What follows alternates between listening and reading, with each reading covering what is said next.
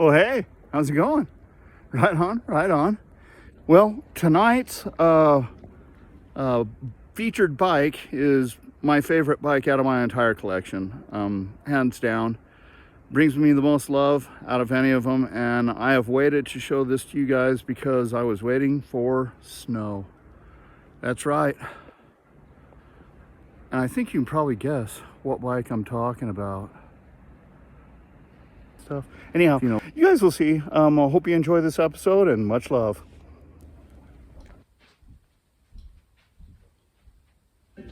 Well, hey, how's it going? Right on, right on. I hope you're having a great day. Just recently it snowed, and it hasn't been snowing around here. I live in Ogden, Utah, and we haven't had really any snow all year long, and I'm a fat biker. So I really like riding my bike in the snow. I mean, granted, I'll ride it year round, but I really like to ride it in the snow. That's kind of where its capabilities really shine. Anyhow, I'm here to tell you a bit of a story. It's a story of these two bikes, my most favorite bikes in my stables, and it is a Surly Crosscheck and a Surly Moonlander. Now, several years ago, when I was still an architectural designer and in the midst of my career, I was riding home from Salt Lake on a carbon specialized tarmac.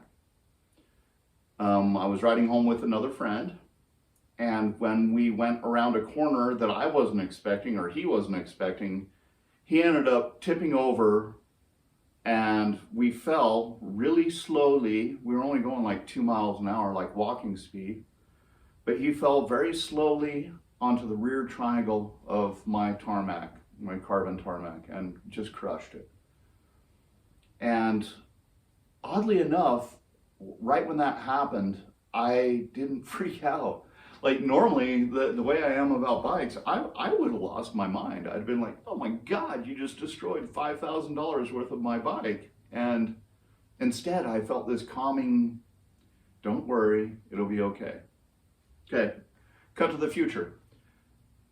The insurance calls it an act of God, and so they refund me money. And I have this money to invest in a new bike, and at the time I was a shaved leg, sausage suit wearing road biker, and I could either get a really custom made titanium bike or something along those lines and custom build it up, or I could do something different. And I chose something different. I had been seeing fat bikes in magazines at that point, and I wanted one. I didn't know why I wanted one other than it had cool big tires and I thought it would be super fun, but I really wanted one.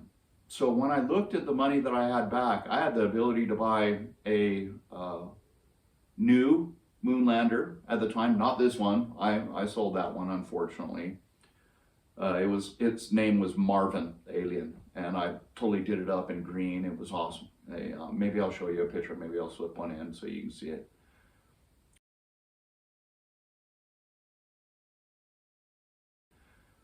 But so I got a Moonlander and the Surly Crosscheck, and these two bikes have changed my life. They have delivered just huge amounts of joy and adventure, and this has been my commuter and like primary workhorse, and this has been my fun getter, you know what I mean? And so now that I've told that little bit of a story, I'll swap around and show you the bike parts. Okay. All right, let's do this. This is my Surly Moonlander that I won off of a contest on Facebook in 2013, and it is awesome. Like at the time, I had another Moonlander, the first generation Moonlander, the one that I had bought when I had bought my Crosscheck, and unfortunately, financial needs forced me into selling that bike. But this one's here, and it is awesome. I call this bike Blue Moon, just because Moonlander and lots of blue stuff, so that kind of makes sense. And I will just start up front because there's some really interesting things happening up front. Okay, one of the very first things you're going to see is that there is a motorcycle grade crossbar on my handlebars. And it has a compass on it. And that compass does work.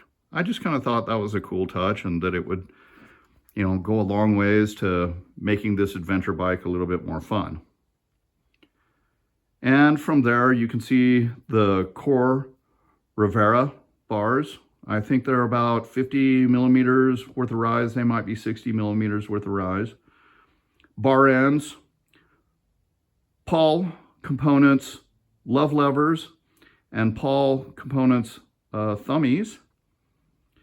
And also you'll see some bar ends. I'm old school that way. I grew up with bar ends, and they have always worked really well as far as getting alternate hand positions and leverage on the rear end when you're climbing up something steep, which is why bar ends were kind of really there. They were to help you get leverage on your rear tire to get traction. And from there, of course, I've got some sweet Hope bar end plugs. And these grips, very interesting. Suchis. At the time when I found these, they were not represented very well in America. And I asked them if I could be a rep for them. So they sent me this set of blue and a set of green. The set of green went on to Marvin, my other Moonlander. And then the blue went on here. And these are the most comfortable grips I have ever had. They are just very soft, very comfortable. Any kind of chatter, they just damper it out, and it just damp? I'm not sure how to say it. They make it smoother, and they have just been awesome. I've really, really loved them. Then we'll move on over to the MOA Mars stem. Huge fan of these stems. I have several of them, and I think they're just really, really cool looking. And of course, all the hardware on this bike is replaced by blue titanium hardware. And I mean all of it, with the exception of a couple like small locations, like in that area. Anyway, I am a huge fan of KCNC, so I have KCNC top cap, and then KCN spacers, and the KCNC headset, which is a downhill headset that is really, really burly. It is extra tough and sealed bearings, and I've got several of them, and I love them, and they work really well. Oh, by the way, it's adventure time. Yeah, for all my Adventure Time friends.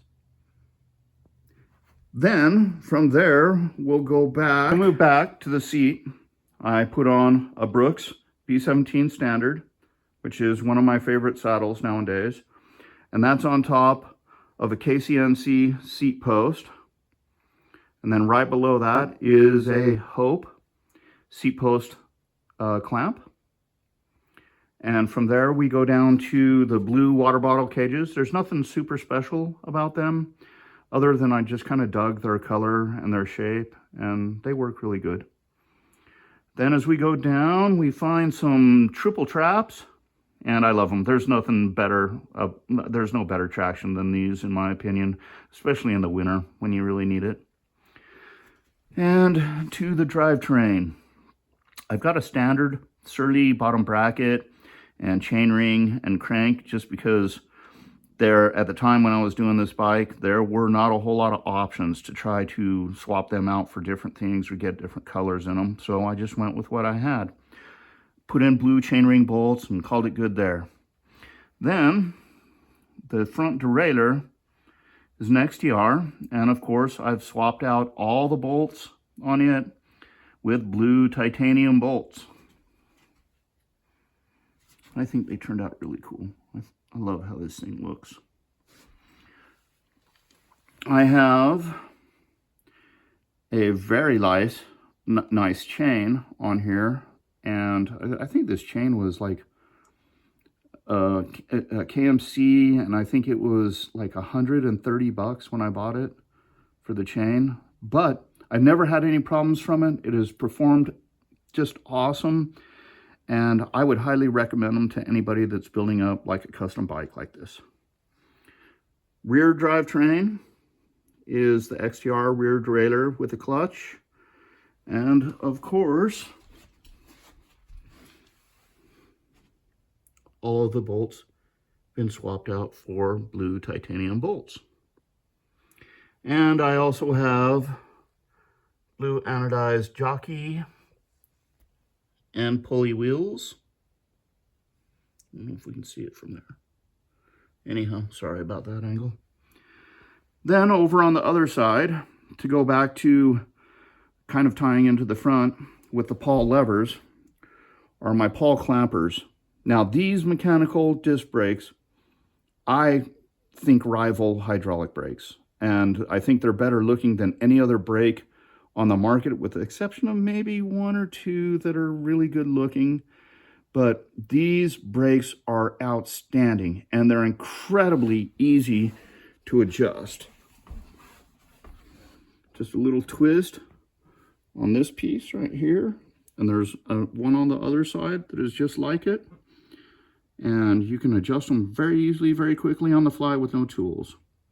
Of course, Hope skewers. And then I went with some, I can't remember the name, the brand name of the discs, but I have a 203 in the front and a 180 in the rear. Some interesting stickers on it.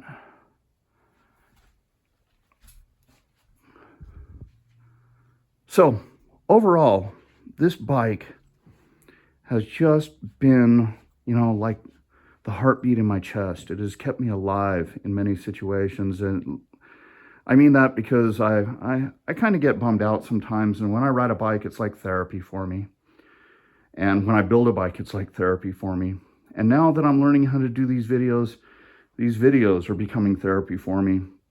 I don't know how much longer I am going to be around. Like, I actually anticipate not living a whole lot longer, maybe a year or two, but that'll depend on a couple things. So one of my motivators has been to try to document all the bikes I've done, all the artwork I've created, so that when I'm gone and these things get parted out and no one cares about it anymore, there will be some kind of evidence of what I have done and what I built and kind of what I was about. Anyhow, I hope you guys have enjoyed it. Thank you for stopping by the neighborhood bike shop, and we'll see you on the next one. Love you. Peace.